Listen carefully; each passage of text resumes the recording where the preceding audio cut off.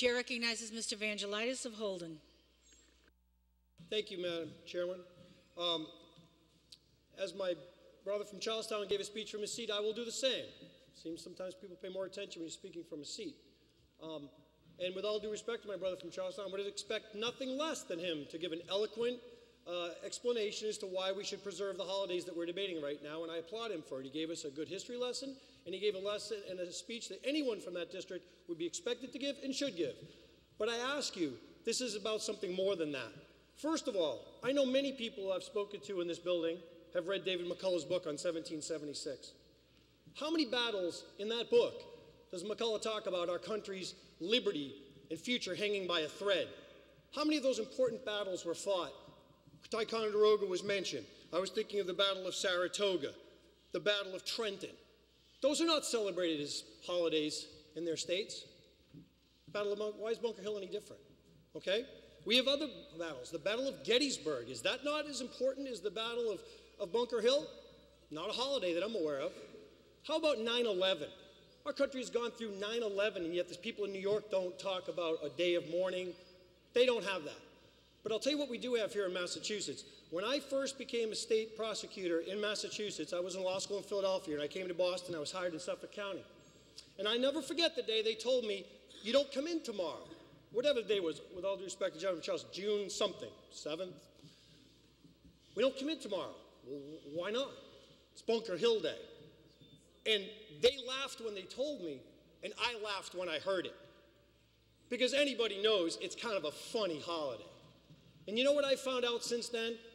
I also found it kind of funny when I found out that we get Evacuation Day off as a holiday in Massachusetts as well. I thought that was funny. The problem is, we are in a time and place as legislators where it's not funny anymore. It's not funny anymore because we're faced with a fiscal crisis on our hands, and we got our constituents out there watching what we're doing. And you all know that this holiday wasn't, as it was probably initially passed. My research showed that the bill was passed in 1938, the bill regarding Bunker Hill Day. Or, yes, Evacuation Day was 1938. I'm sure at that time there were very few state employees, very few people that were affected by that.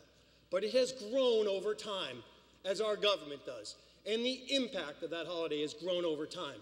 And we have seen this holiday morph into something that now means every state employee, which probably initially affected just a few hundred people, now affects 60-something thousand or more state employees who all get either the day off, or even better, you get a couple floater holidays to choose when you want to take that day off. So, Madam Speaker, I say to the folks in this legislature today, we have a significant problem on our hands right now.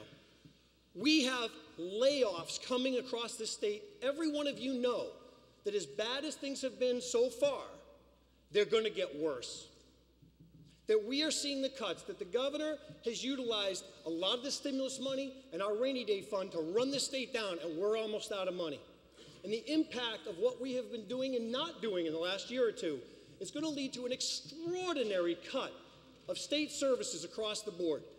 We know this is coming. It could be coming as soon as just 2 months from now. And I'm terrified about the fact of what we're going to be doing to people and families because we don't have the money. And there's a symbolic moment we're going to have here right now to decide what we're going to do about a vote. And I'll tell you what, I'm not going to raise taxes on people, take $400 out of working families' pockets.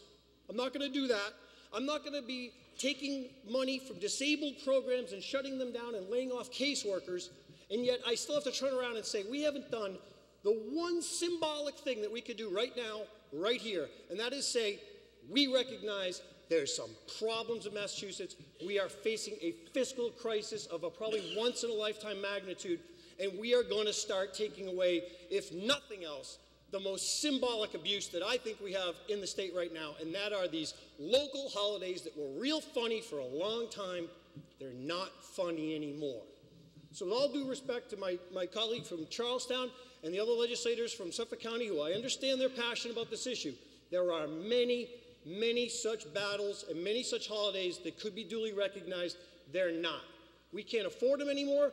People are going to be losing their jobs, and we're going to need the productivity of those left to keep doing those jobs. I say to my colleagues, this is one of the easiest votes you're going to have. This is what they're watching. The people are saying, are you guys taking this seriously? And I think if you vote yes on this amendment, you're telling your constituents, yes, we understand the crisis and we're taking it seriously. Thank you, Madam Speaker.